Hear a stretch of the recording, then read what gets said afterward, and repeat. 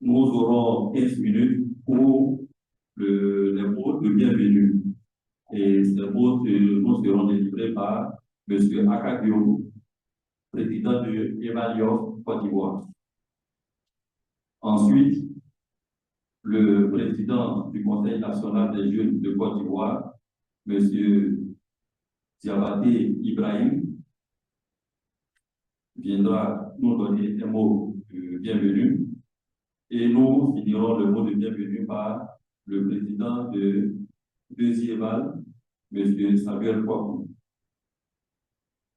Après cette allocution, nous allons passer au panel dont le thème est suivant: employabilité et formation dans le secteur de l'évaluation des politiques publiques, défis et perspectives.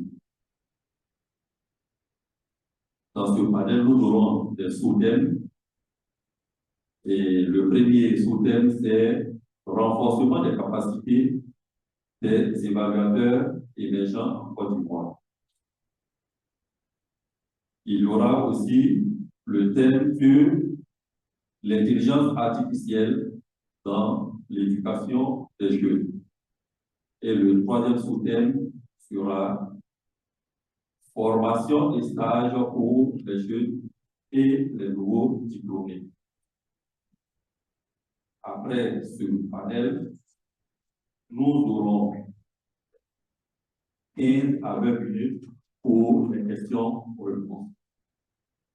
Ensuite, nous aurons 30 minutes pour échanger librement et faire du réseautage. Et après, la cérémonie finira au cours de 20h30. Je vous remercie. Sans plus tarder, comme nous avons pris un peu de retard, vous excusez si je vais après le pouce. Sans plus tarder, je vais laisser la parole à M. Kouman pour M. Kouman, le modérateur. Mais avant, laissez-moi vous dire un petit mot sur M. Kouman. M. Kouman est sociologue et évaluateur émergent. Maintenant, nous allons passer au mot de bienvenue. Et donc, nous allons appeler M. Akagio à la place de M. Kouman que j'ai dit tout à l'heure. Donc, M. Akagio.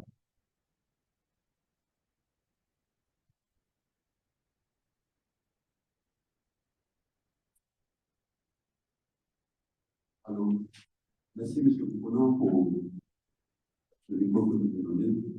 Bonsoir messieurs, bonsoir mesdames, bonsoir chers juristes invités, bonsoir président et Abou Samuel Deniba. Je prends le micro pour débuter cette cérémonie, cet acte terroir, pour vous souhaiter la bienvenue. La bienvenue à tous ceux qui sont là, tous les participants, tous les juristes invités.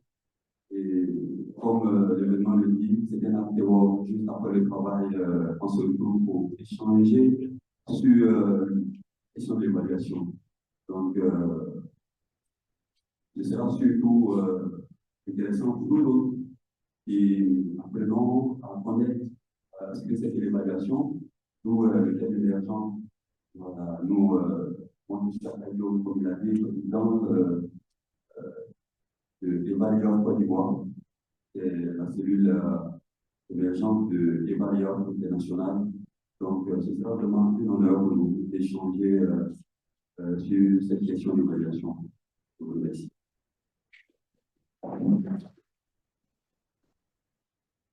Merci, monsieur Aka. Le président de DGVA, M. Samuel Kwaku. M. Samuel Kwaku qui va passer avant M. Diabaté.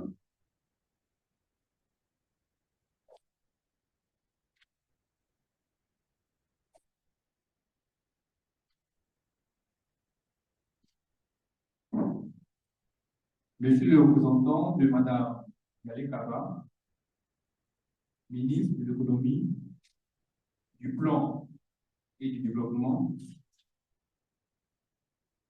Je suis le représentant du ministre de la promotion de la jeunesse, de l'institution professionnelle et du service public. Messieurs les représentants de l'Agence des Nations Unies, monsieur le représentant de l'administrateur de l'Agence Emploi Jeune, monsieur le président du Conseil national des jeunes de Côte d'Ivoire, monsieur le représentant du président du Parlement des jeunes,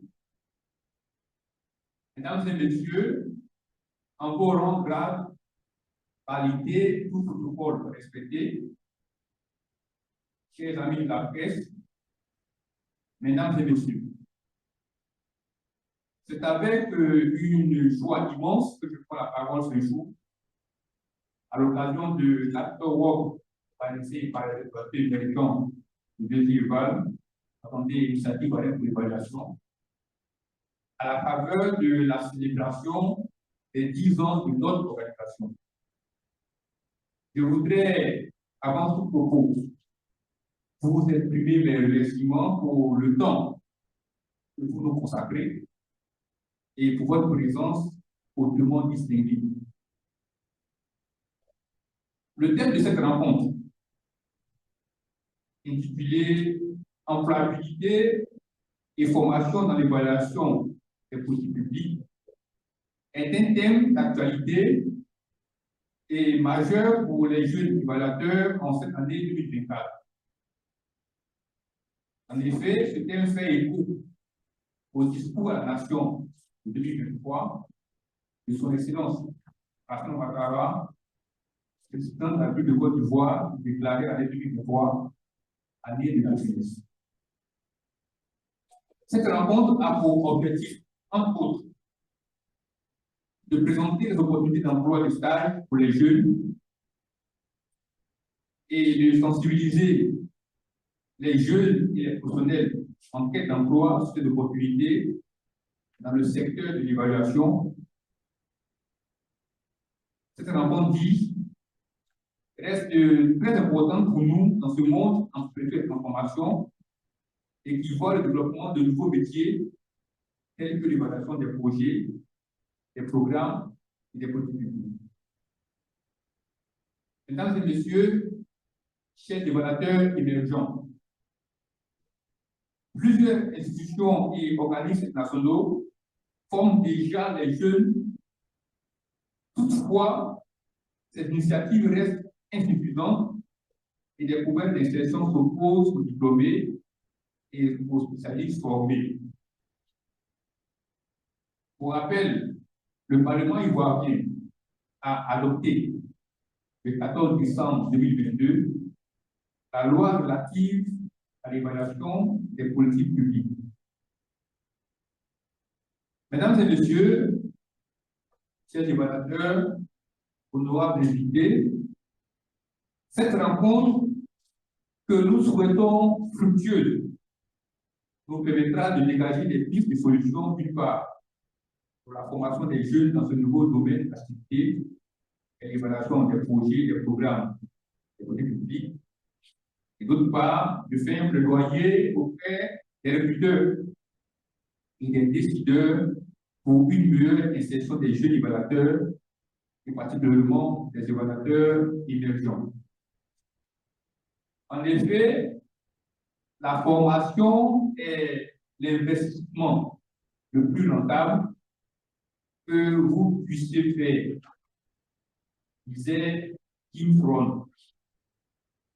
Mesdames et messieurs, honorables invités, pour clore mes propos, je voudrais, au nom de tous les évaluateurs émergents de Côte d'Ivoire, vous réitérer nos remerciements et souhaiter à tous et à tous une belle rencontre.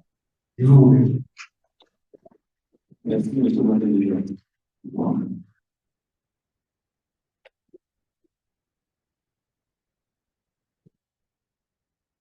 Comme je l'ai déjà annoncé, nous allons appeler au public M. Diabaté président du Conseil national des jeunes de Côte d'Ivoire, pour homologuer.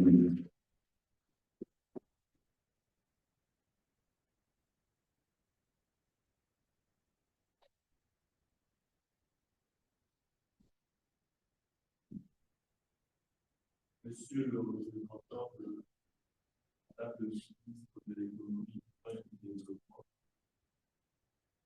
Monsieur le représentant de Monsieur le ministre de la Promotion,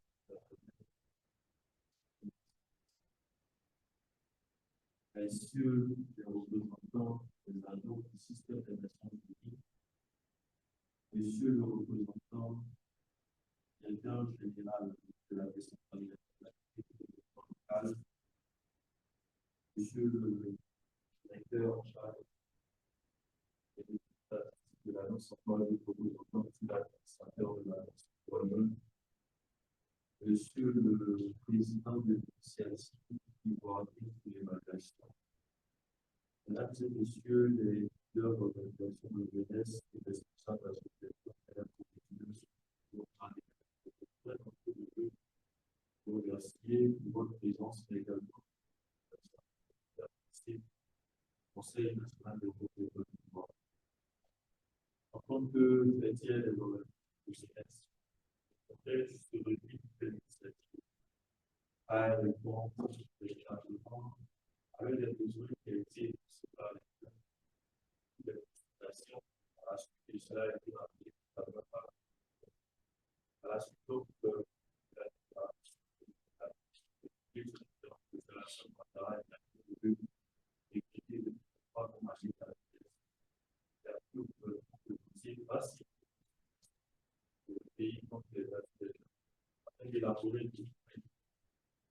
les jeunesse aussi les partis politiques, voire et également la société, à savoir la société des entrepreneurs et les jeunes issus de divers secteurs d'activité, et en fait, un des éléments qui en est ressorti, et surtout la formation des jeunes. La question liée donc à l'évaluation était au cœur des déchets. Si je peux de savoir que les organisations d'activité qui existent depuis 10 ans se utilisent pour cette initiative. Je voudrais ici, tout en rappelant le passage de cette initiative, bien s'ajouter donc l'initiative du gouvernement qui a pu adopter le plan de développement en 2023-2025, et saluer au passage cette action portée par l'initiative ivoirienne pour l'évaluation. Et je voudrais ici que la santé est assez favorable à une bonne président de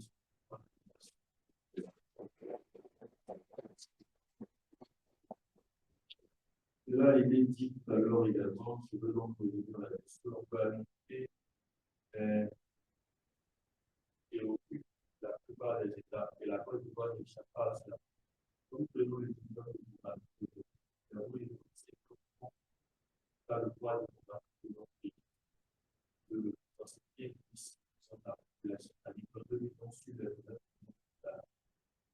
il faut que les dirigeants prennent les décisions adéquates, il faut que les dirigeants prennent des décisions qui seront assez soit ainsi, les questions liées à l'évaluation politique se présentent aujourd'hui, non pas comme une question qui vient par révolutionner le marché de l'emploi, mais également des ressources.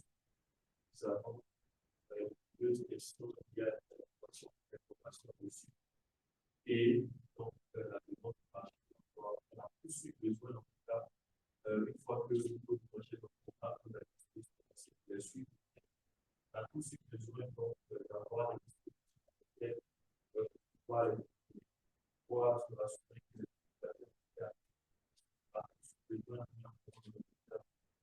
les professionnalités, cela à travers les dispositions de leur sanitaire. Eux, on ne peut être long, de souhaiter en tout cas de leurs assises à présent, en nous faisant donc par gratuité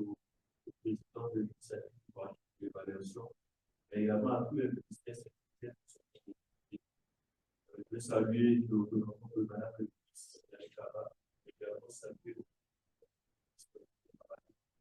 le téléphone pour savoir qu'il était à Abidjan. Parce que le ministère a une initiative qui est de déployer ses services sur le terrain.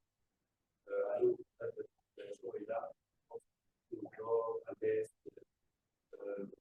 les mouvements de ciel qui sont à Abidjan, aller vers la population. Il faut savoir que le 10 sera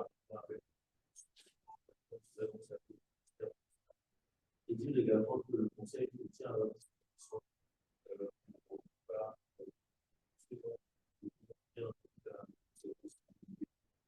excellent. J'ai eu envie de dire anniversaire, puisqu'on a obligé d'aller comme le président le disait tout à l'heure. Et en réitérant en tout cas la félicitations à votre droit et en remerciant de la nature de l'événement de l'Office.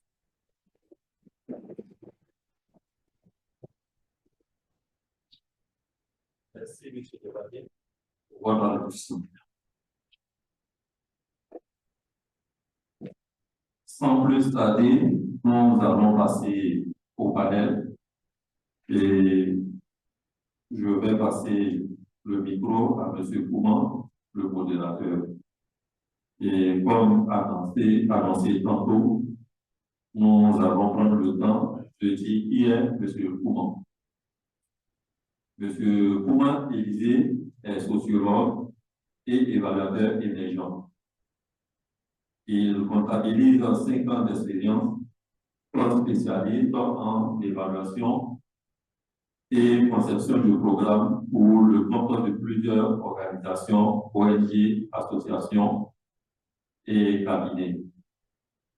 Passionné par la promotion de l'évaluation des projets, il est membre de l'initiative ivoirienne pour l'évaluation de CIEVAL. Il est aujourd'hui en poste comme coordinateur du modèle stratégique de gestion de projet au sein d'une organisation humanitaire pour l'Afrique de l'Ouest côtière.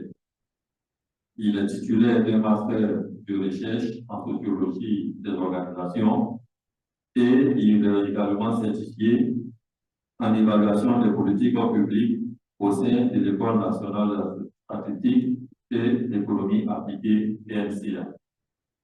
Mesdames, Mesdemoiselles et Messieurs, veuillez accueillir M. Kouman.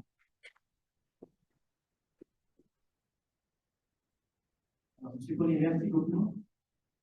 Mesdames et Messieurs, chers participants, vraiment merci pour votre présence ici. Alors, pour starter, on va installer les panélistes. Permettez-moi de les citer normalement et avant de faire le détail.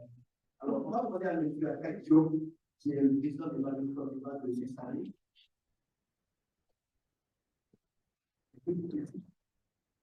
Voilà.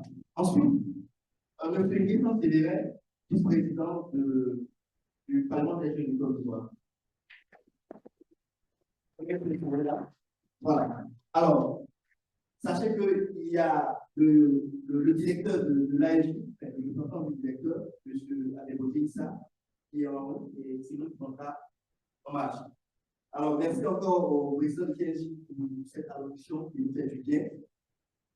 On va dire, c'est un espace d'échange. Voilà, on n'est pas un cours magistral, donc soyez vraiment à l'aise lorsque nous parlons de en train d'intervenir. Puis, il y aura la possibilité pour chacun de poser des questions. Alors, on va commencer. Le thème central, alors permettez-moi même de l'installer, pourquoi pas en deux. Voilà. Le thème central qui nous réunit ce soir, c'est employabilité et formation dans le secteur d'évaluation des politiques publiques, éthique et perspective. Le premier intervenant, comme on l'a dit tout à l'heure, il est le président de l'Évaluation Côte d'Ivoire. Il est aussi membre du groupe des jeunes évaluateurs émergents de l'UVAL. Et il va nous entretenir tout à l'heure autour du sous-thème 1, renforcement des capacités des évaluateurs émergents en Côte d'Ivoire. À sa suite, autour du sous-thème 2, nous aurons l'intervention du vice-président du Parlement des jeunes de Côte d'Ivoire autour du thème l'intelligence artificielle dans l'éducation des jeunes. Et nous allons clore ces interventions par le sous-thème qui sera traité par le directeur du cerveau a dévoté, pardonnez, autour du sous-thème formation et stage pour les jeunes et les nouveaux diplômés. Alors, sans plus tarder, on laisse la parole à M. Guillaume pour nous donner pour l'écoute à tout le monde.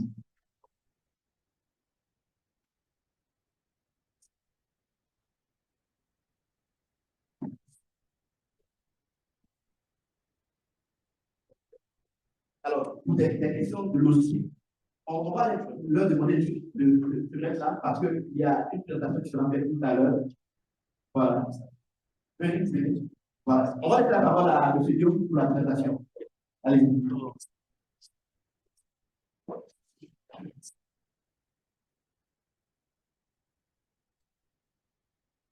Alors, merci beaucoup, monsieur.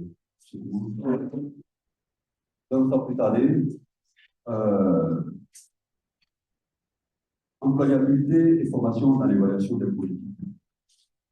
Alors, notre plan de présentation se présente comme suit: introduction, définition de l'évaluateur émergent, historique des évaluateurs, activité des évaluateurs émergents individuels, les défis, les perspectives, les recommandations et la conclusion. Alors, ce que nous devons retenir, c'est que on définit l'objectif à long terme le plus important de l'évaluation est de contribuer à un développement durable et équitable. Cet objectif dépend de la réalisation d'évaluations de grande qualité conforme aux normes des évaluateurs professionnels compétents de haut niveau. Après la déclaration de 2015, année internationale d'évaluation, et l'adoption des objectifs de développement durable ODD, la demande d'évaluation s'est accrue.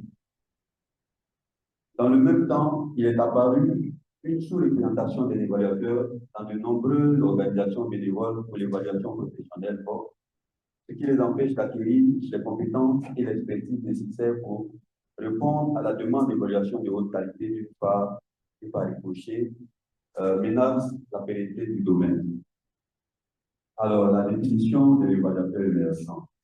Selon les évaluateurs, un évaluateur émergent, un évaluateur âgé de moins de 35 ans, ou un évaluateur ayant moins de 5 ans d'expérience professionnelle, ou un récent diplômé universitaire intéressé à rejoindre la profession d'évaluation, ou encore des professionnels du développement possédant des connaissances techniques en évaluation et désireux de devenir évaluateur professionnel. Selon d'autres définitions, un évaluateur émergent est un professionnel qui entame sa carrière dans le domaine de l'évaluation. Il possède des connaissances de base méthodologiques d'évaluation, mais il a besoin de développer davantage ses compétences et son expérience pratique.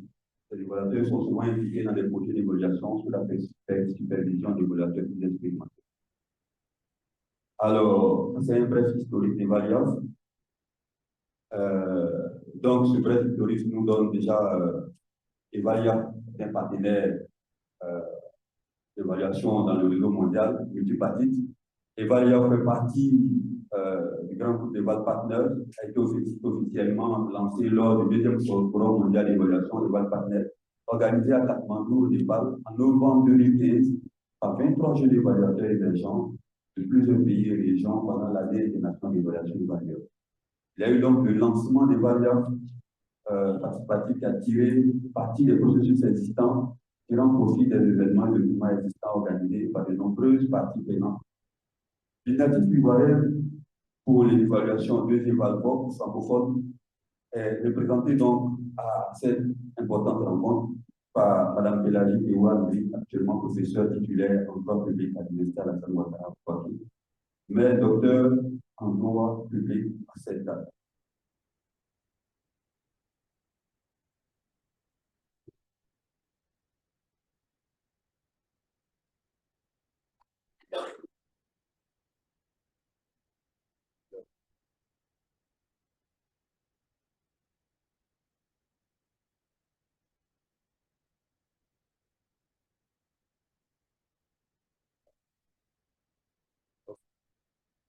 Alors, les objectifs de Valioff. Et Valioff offre aux jeunes évaluateurs émergents en abrégé, la possibilité d'apprendre et de mettre en pratique les compétences nécessaires pour faire avancer leur carrière d'évaluation. Evalior ne fournit pas de formation directe sur la manière de mener des évaluations. Ces bénévoles et ses membres ont la possibilité de travailler et de participer à des conférences webinaires axées sur l'évaluation, à des programmes d'apprentissage en ligne et de mentorat. Evalior offre aux jeunes évaluateurs émergents l'opportunité de se connecter à des réseaux de professionnels partageant les mêmes idées pour élargir leur réseau.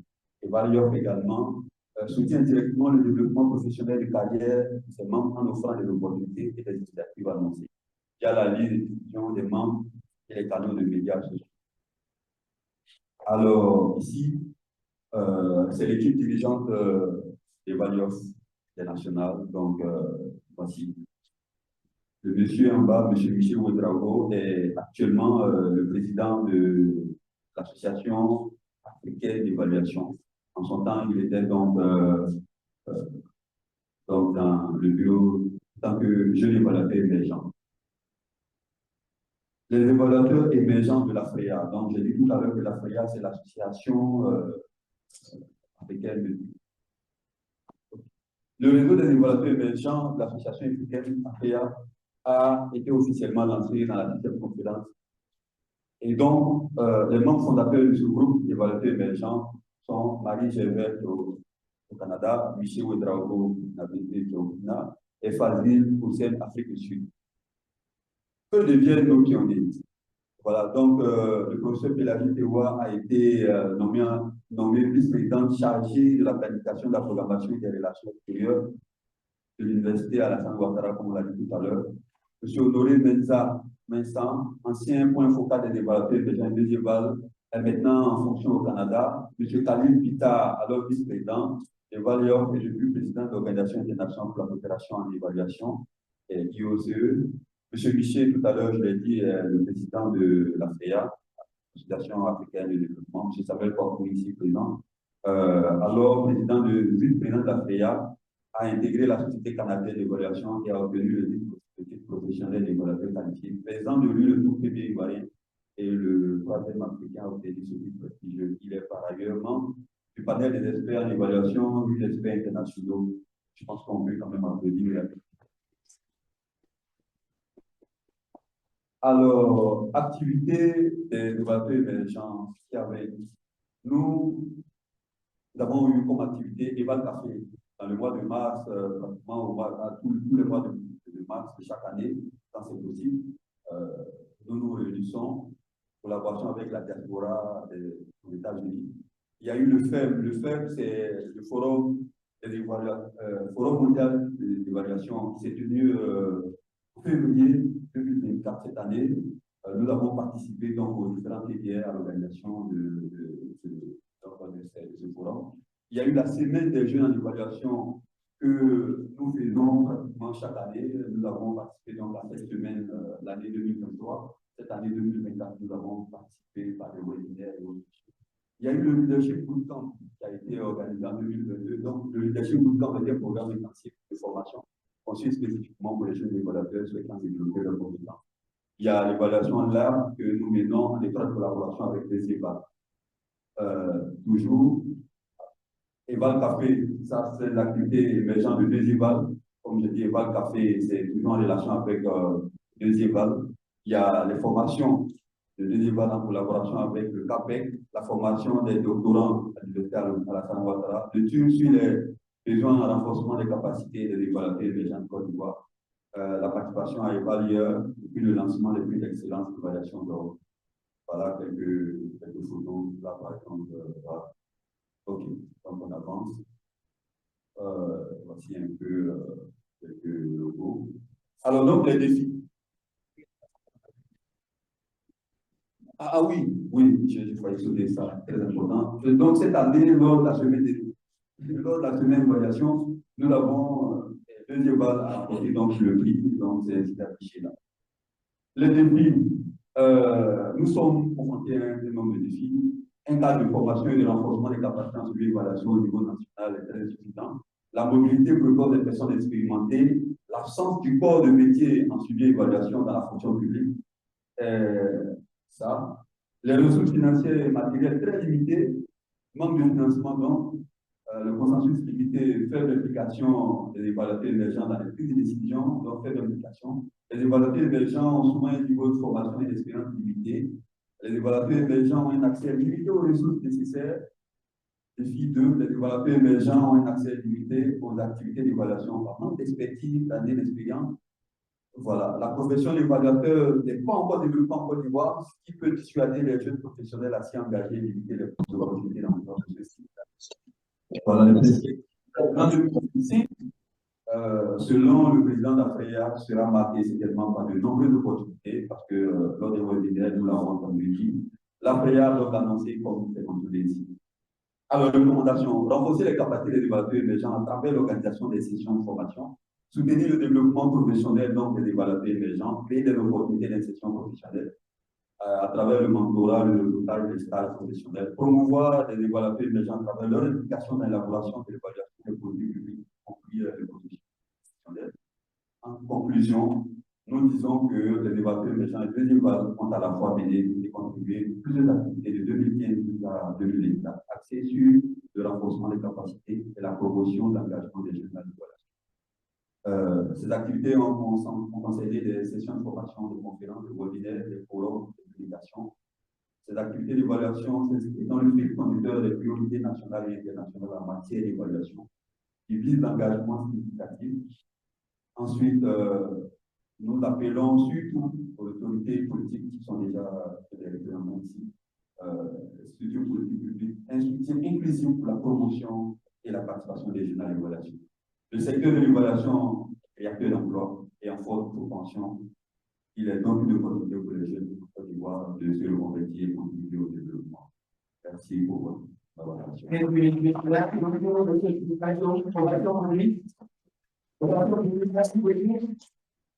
Alors, on va tout de suite à la configuration au moment des questions-réponses. Pendant que nous sommes en train de suivre. Qui ne croient pas en choses, qui ont peur, est-ce que vous êtes capable de créer un problème? Quels sont les niveaux à faire? Il y a plusieurs personnes qui posent cette question. Et en troisième position, on va parler de dépendance à la technologie. Risque que les élèves deviennent trop dépendants de la technologie. On le voit aujourd'hui avec les téléphones, tout le monde a son téléphone. Donc, voici aussi un risque. Est-ce que nos enfants, nos petits frères, vont pas être trop dépendants? Est-ce qu'aujourd'hui, on fait encore des recherches? Est-ce que aujourd'hui, nous avons des responsabilités? Dès qu'on donne le test, il faut se considérer. Vous voyez, plus personne ne fait des recherches dans les livres. Donc, voici aussi un jeu. Importance de maintenir un équilibre entre l'apprentissage traditionnel et le livre. Donc, il est important de maintenir.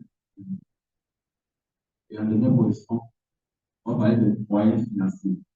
Les meilleurs outils de l'IA sont payants. C'est-à-dire que vous allez là-dessus de l'IA, la version basique, il n'y a pas trop d'informations.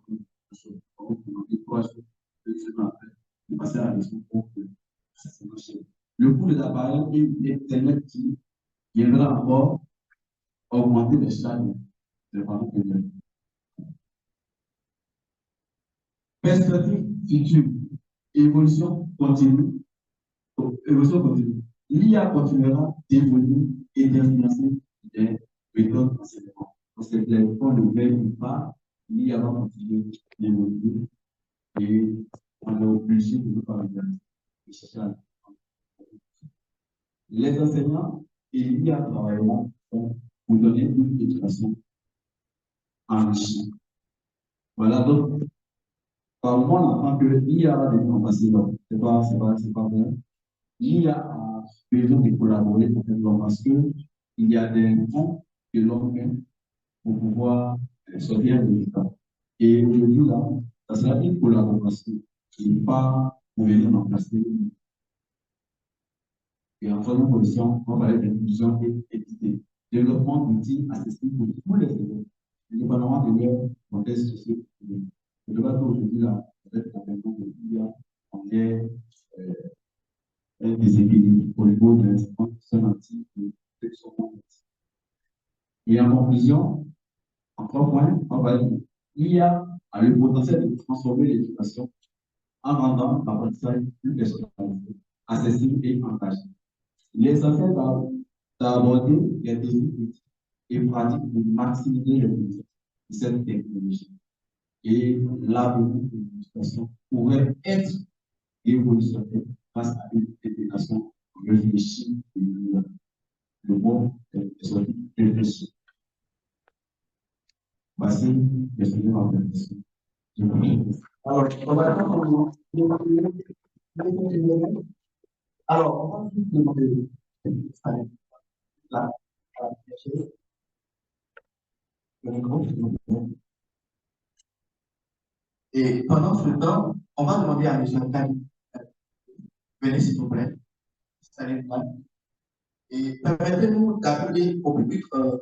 le directeur ministère des côtés, ça, directeur des statistiques aussi. Relation internationale. Venez installer-vous.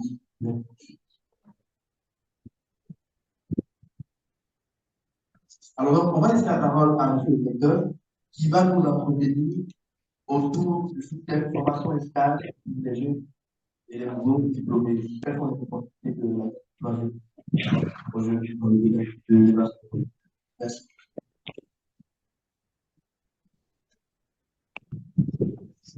Bonsoir à tous. Désolé pour le retard. Sommes en train de se donc, c'est pas toujours facile de se réveiller assez tôt. C'est une problématique pour moi. Je vais déjà remercier les organisations d'avoir donné l'opportunité pour tous les ordinateurs, pour les apprenants, les systèmes d'évaluation qui sont en cours, de pouvoir venir changer notre activité. Qu'est-ce qui est prévu pour les élèves pour eux? Donc, monsieur l'administrateur, avec la réunion que moi je viens en retard, il est encore plus débordé. Donc, il a s'excusé, et aussi, offre pour continuer. Déjà, il faut commencer par ce qu'on entend par 65% de moins de 5 ans, près de 10% de 16 ans, 5 ans, 300 000 jeunes sont du système d'éducation-formation chaque année. Face à ces problèmes-là, que répond, quelle réponse? La réponse en point de vue, c'est des opportunités de développement. C'est celui qui sort du système de formation avec un diplôme, mais que sortir du système de formation et que l'avoir, pour cela, nous avons mis en place ce dispositif. Nous nous sommes déployés sur toutes les zones du territoire national, près de 30 agences. Et nous avons aussi des guichets dans chaque niveau. Pourquoi? Pour nous rapprocher au plus près possible, c'est dans la mesure où assurer l'adéquation emploi-formation, c'est-à-dire à un besoin de compétences. Nous sommes là pour pouvoir faire en sorte que ceux qui offrent les compétences, qui sont des jeunes ou des points jeunes, puissent échanger par les métiers et puissent répondre à leurs besoins. Nous avons des formations, c'est pour vous avez souvent entendu parler de ces formations de requalification de l'occupation. Nous avons aussi des formations par apprentissage. Nous avons des stages. Aujourd'hui, nous sommes passés d'un stage destiné à des personnes intéressées qui ont besoin de diplôme, à des stages d'immersion également pour des jeunes qui sont par rapport à leur sortie ont une mauvaise perception du marché du travail. On peut les familiariser avec notre. Donc, déjà, sur le banc, on leur permet de pouvoir se retrouver dans l'entreprise. Et il y a des stages de qualification et des stages de réemploi qui permettent à l'entreprise de recruter un jeune et pouvoir d'abord le tester sans payer grand-chose et ensuite procéder à son boulot. Donc, nous avons ces dispositifs-là qui sont à disposition. Nous appelons l'OPCS À côté de cela, nous avons des services. Nous avons une agence que vous avez demandé à l'espèce qui permet aux entreprises qui ont besoin de pouvoir offrir, de besoin de visibilité, de pouvoir s'adresser à nos étrangers, de pouvoir créer un cadre de rencontre et de pouvoir offrir des opportunités à la fois des jeunes et aux professionnels. Donc, pour revenir à la deuxième partie, qui est l'évaluation, le système d'évaluation de l'opportunité qu'offre le système public de service de l'État. Voyez, je vous ai parlé de différents caractères de Donc, quand on parle d'évaluation, il y a un moment donné, il faut savoir à quel état on est. Est-ce qu'on est sûr d'avoir parlé quoi? On a besoin d'évaluation. Vous voyez, le programme de stage de qualification, tel que nous mettons en œuvre jusqu'à cette date, ce sont des études d'évaluation.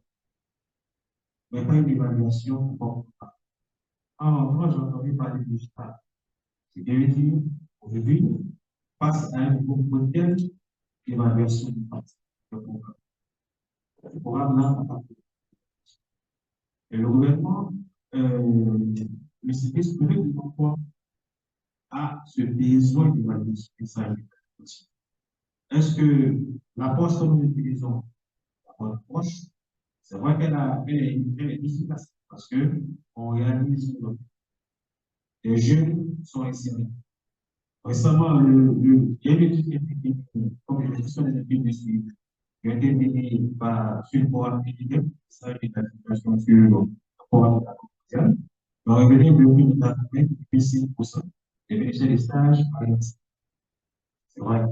Mais est-ce que les jeunes, s'ils n'avaient pas pu dire dans le programme, c'est la peine de parler. Donc, ce sont des questions, ce sont des opportunités d'évaluation qui sont en fait pour vous et pour tous les acteurs. Nous avons l'information de l'égalisation de l'évaluation. C'est une évaluation qui inclut les informations. Formation en passeport, se passer une année, donc il n'y a pas cette formation passeport. Aujourd'hui, nous sommes à l'information de l'égalisation de l'évaluation. C'est le titre de l'évaluation.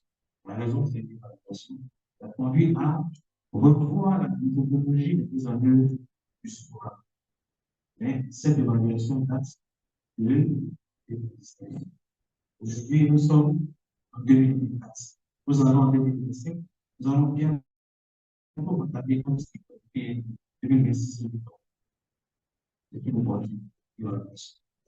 Nous avons les programmes de cours. Vous voyez, on a dit vous parlez de si je prolonge, je pourrais aussi pas possible. Je vous ai parlé des programmes de pourquoi je vais parler de l'eau, mais il y a des demandeurs qui sont ça qui est possible. Mais à un moment donné, la seule évaluation qui a eu lieu, c'est l'évaluation agir pour les jeunes parce qui a intensif, qui a monté la l'intensification du pouvoir. Donc, on va passer à l'opération agir 2 et agir 3. Je vais dire que la méthode de l'évaluation est mise en œuvre. Ce sont les opportunités qui sont données. Ce sont les opportunités pour les chercheurs qui voudraient faire un stage en matière d'évaluation avec une bonne thématique, puisque les évaluations thématiques, c'est des évaluations qu'on propose des évaluations qui positives, qui c'est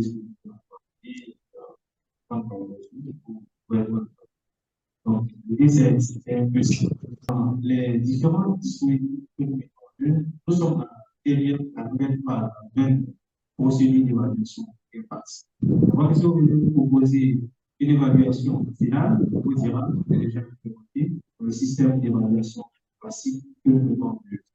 Mais le système d'évaluation d'impact proposé par JPAL, elle a été certes trouvée pour lors de l'évaluation du diplôme, de la formation par apprentissage, mais ce n'est fait qu'un programme. Il faut l'étendre à l'ensemble des disciplines. Pour qu'on puisse s'assurer que nous sommes sur le corps et également améliorer conditions de vie des bénéficiaires. Je vous remercie. Alors, voici le directeur. Alors, passer une photo. Juste après, ok. Il n'y a pas de souci. Donc, ce qu'on va faire, on va passer à la fin des questions. Alors, sans plus parler, pour cet élément, on a la préoccupation. Plus lever la main pour poser votre question. Vous présentez et vous posez votre question.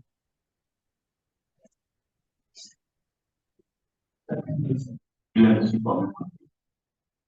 Le projet. Je suis à la consultant. C'est bien.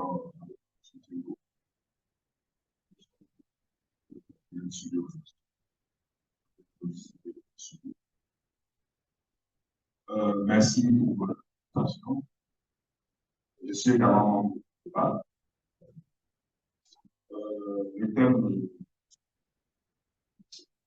enfin, j'en ai parlé de lui, mais à cause du temps, parce que le thème emprunté d'abord de tous, formation, et puis le vaccination.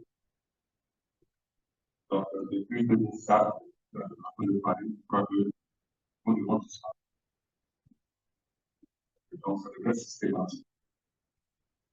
Toute la société, voilà.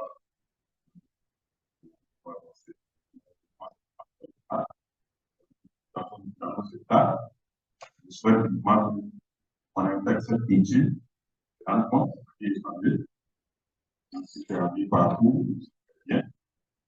Si on n'a pas les moyens, si on peut le faire, on le fait. C'est ce qu'on a prévu pour pouvoir entrer en compétence et montrer les leçons.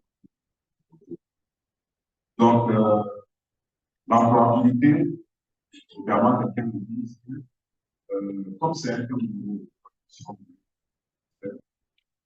on n'a pas encore été ça, souvent c'est là pas pour et puis la formation.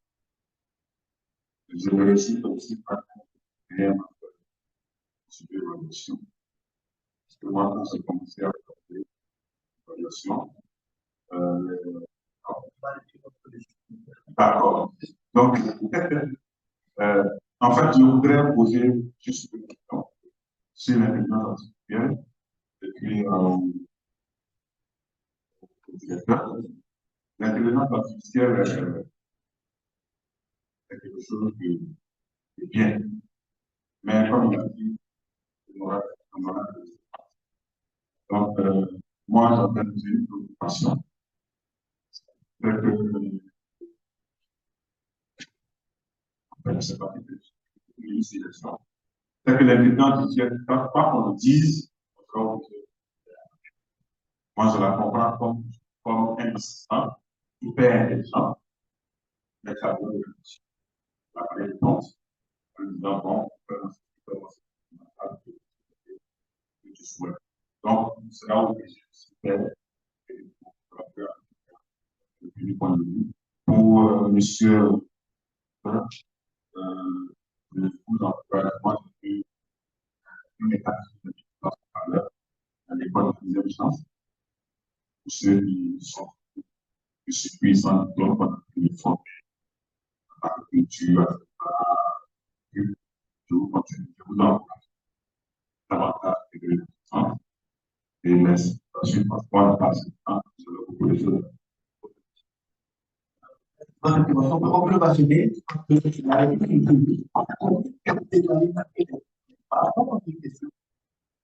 N'hésitez pas, oui, madame, s'il vous plaît.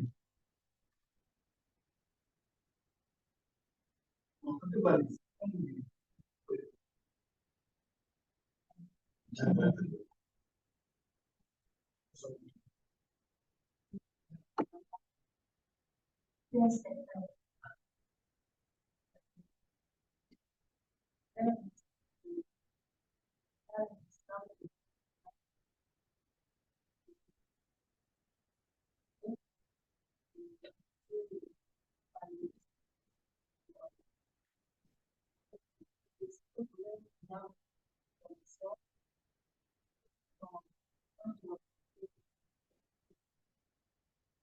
Savoir être évaluateur émergent. Parce que c'est pas tellement de façon concrète. Moi, c'est que je ne sais pas si c'est pas l'idée. Il faut être évaluateur peut-être quand une université un peu de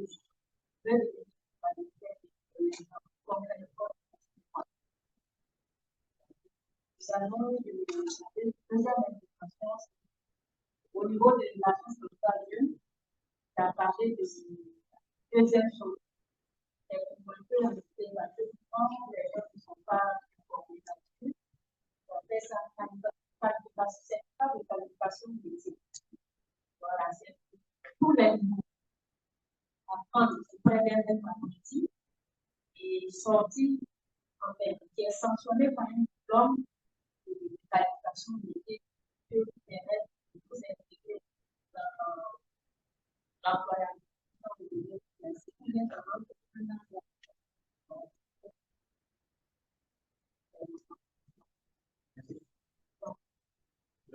Merci. On va laisser le temps de Badou à des questions pour faire le mouvement système. Comment on fait pour devenir évaluateur concrètement? Est-ce que c'est un défi possible? Non, non.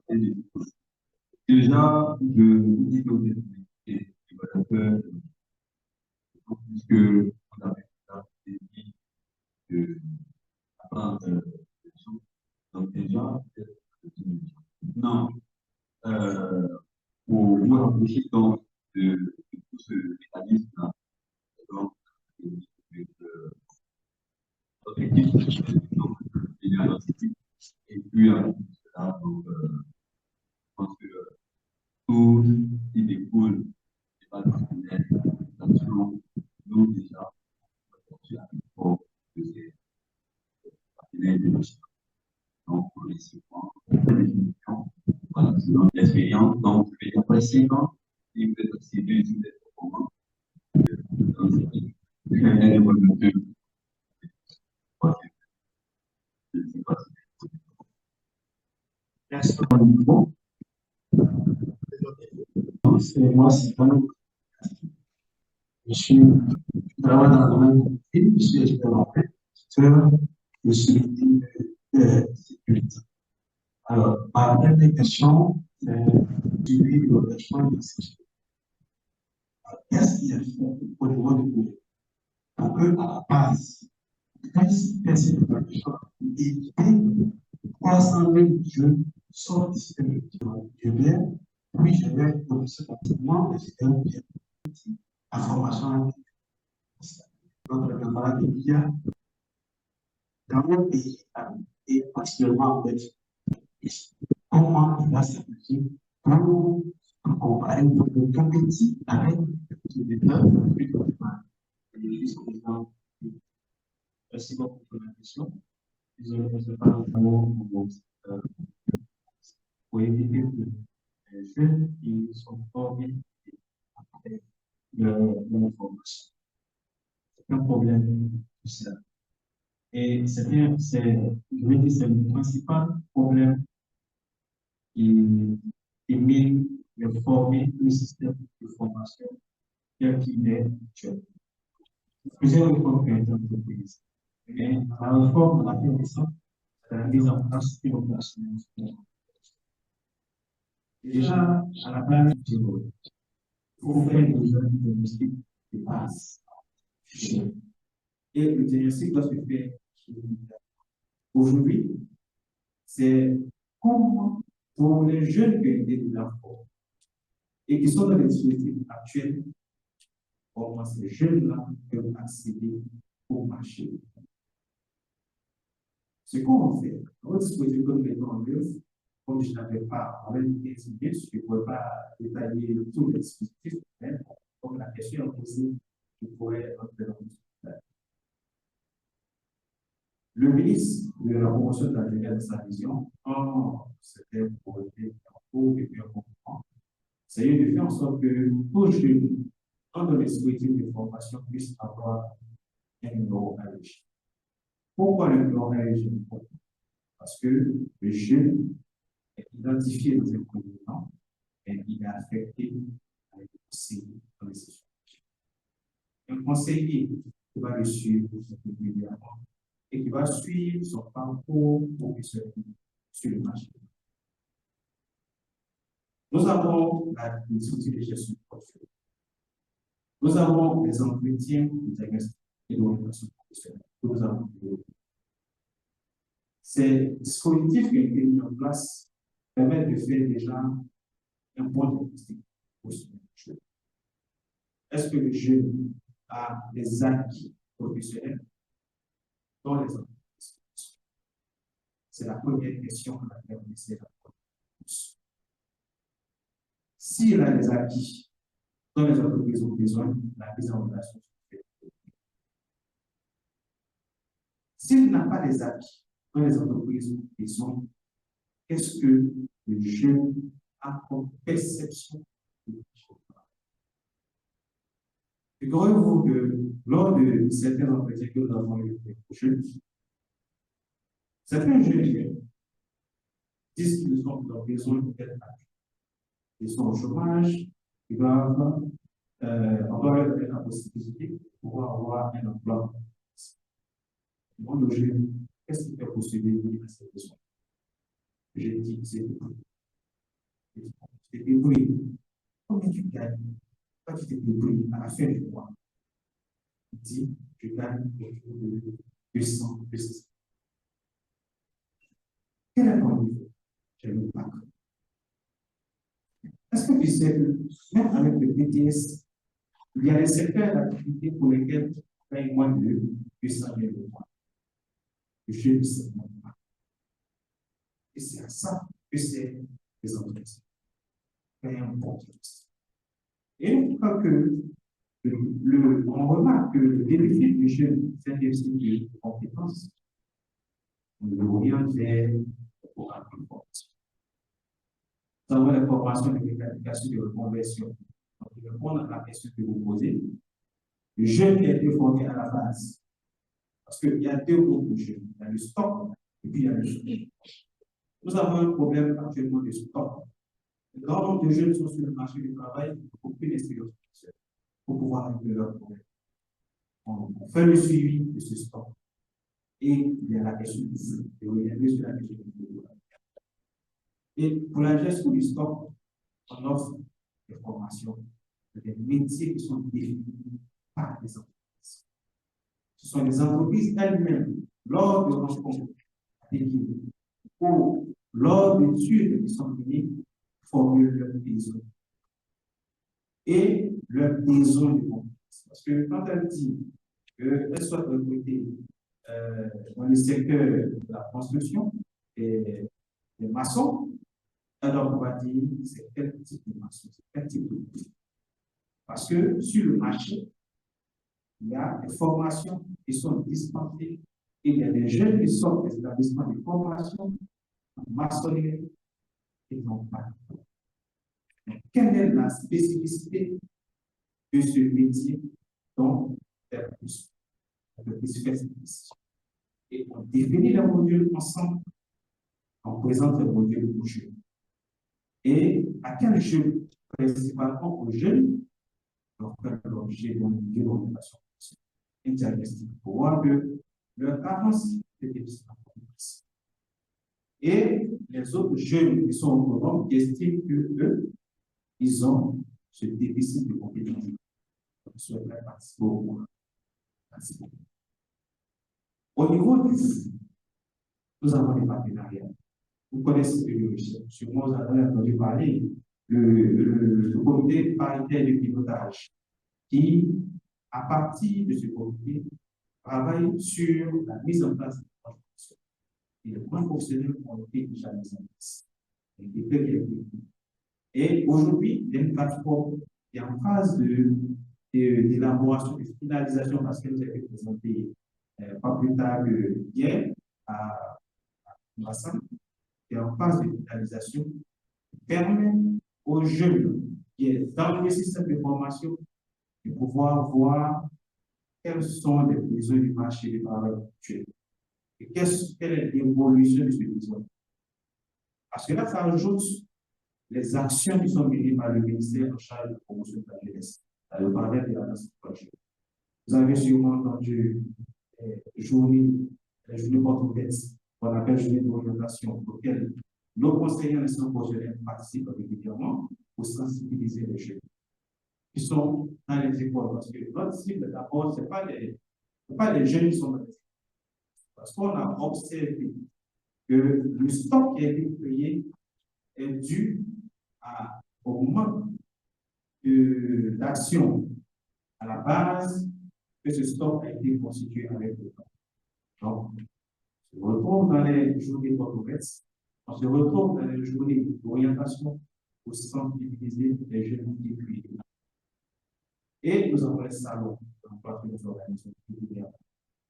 Actuellement, nous sommes dans le bonne partie de l'équipe et dans le lycée pour plus de sensibilisation, accentuer la sensibilisation, attirer l'attention des parents et des jeunes sur les opportunités qui leur sont offertes. L'école de la deuxième chance, c'est une opportunité. L'entrepreneuriat est une opportunité. Si le jeune ne vient pas poser son problème, il ne peut pas résoudre. Donc, sur le flux, ce sont des réponses que je donne. On est d'accord qu'il y a des jeunes, malgré toutes les actions qui sont menées, ils sont dans les systèmes de formation, ils n'ont pas de vision professionnelle. Pour ces jeunes-là, c'est la sensibilisation vis-à-vis des parents que nous devons faire. Donc, ce sont des éléments de réponse que je souhaite apporter. Maintenant, si les réponses n'ont pas été suffisamment précises, peut-être qu'avec les prochaines questions, je pourrais apporter de plus amples explications. D'accord, merci beaucoup, monsieur le directeur. On a encore 10 minutes. On va permettre à lui de répondre à la question comment il y a plus concrètement changé la vie sur le Allez. Je l'ai dit d'emblée dans ma présentation, que c'est un défi, l'équité dans l'accès aux outils. C'est clair qu'un enfant qui est dans une zone éloignée, qui n'a pas accès à ces outils, c'est clair qu'il ne peut pas bénéficier des avantages des clients. Donc, il appartiendra à l'État qui veut intégrer, qui doit intégrer l'intelligence artificielle dans ce système éducatif et mettre en œuvre tous les moyens que ces personnes aient accès. Donc, si aujourd'hui l'État décide d'introduire l'IA dans le système éducatif, il mettra les moyens. Pardon? Ok, donc, en fait, actuellement, nous sommes en phase de réflexion. Si l'IA doit intégrer le système éducatif, quels sont les défis auxquels nous sommes confrontés? Donc, on va résoudre ce problème. D'accord, donc on va continuer à réfléchir. On fait quelque chose. Il nous reste encore une dizaine de minutes. On va prendre 3 questions. Et de façon précise, une question précise. Ensuite, le représentant du ministère du plan va finir par question. Allez, s'il vous plaît. Bonsoir à tous. Je suis Élie Beaumont. Je suis jeune diplômé et présentement à l'emploi. Et j'ai une question.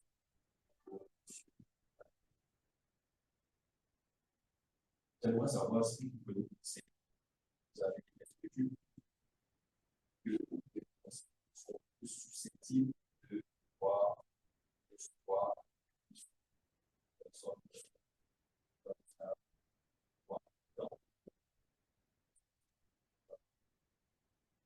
deuxième des choses, est-ce que vous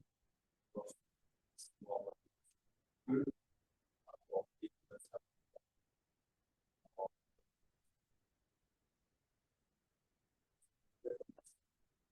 Alors, on va prendre les 3 questions. Voilà. Le représentant de Madame la ministre. Merci. Moi, c'est une question. Je veux d'abord remercier les enfants et Mario pour l'organisation de cette rencontre qui s'inscrit dans la loi qui est dans la politique nationale de l'éducation. Et merci également j'ai relevé quelques points dans les questions. Au niveau il a relevé que ils ont obligé de conduire son final, mais les évaluations de part n'ont pas été faites. C'est vrai que c'est un stade. C'est quoi la constaté, c'est que les projets qui font avec ce final sont majoritairement financés par les fonds. Parce que c'est le cas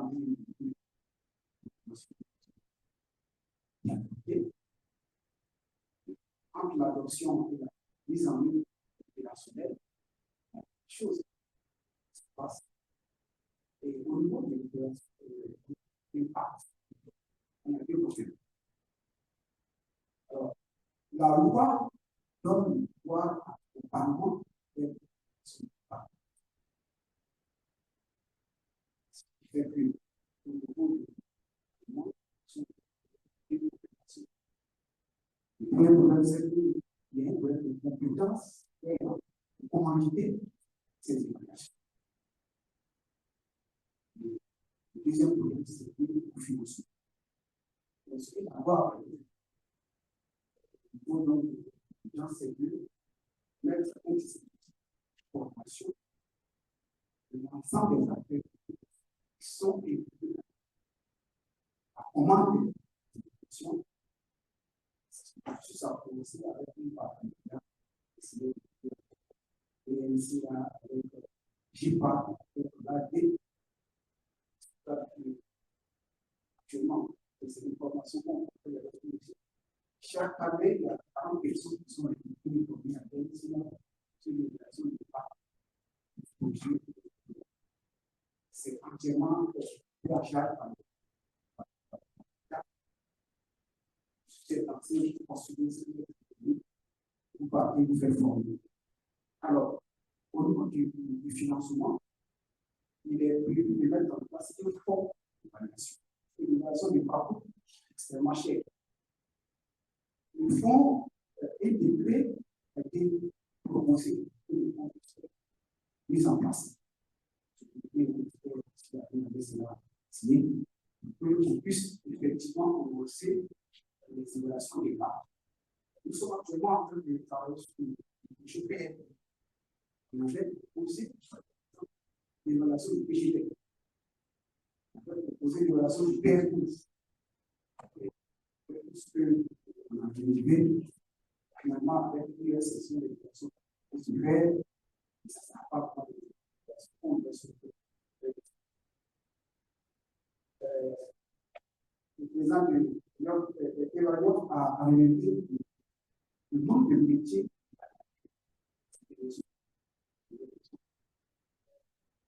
Aujourd'hui, le ministère du plan le fait d'études parce qu'il n'y a pas de toute la chaîne complexe. Il n'y a pas de métiers. Donc, aujourd'hui, l'étude se fait comme ça.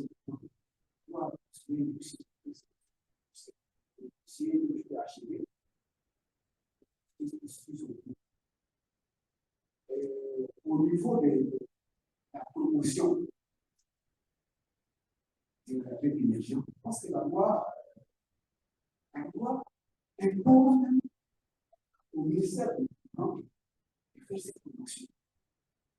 Parce que dans l'évaluation, il est demandé au ministère de l'Environnement parce qu'il n'y a pas encore de il doit arriver des résultats de l'évaluation, faire un rapport national sur des résultats d'évaluation. Il va sourire dans cela. Donc, ce sont quelques évaluations que nous devons faire.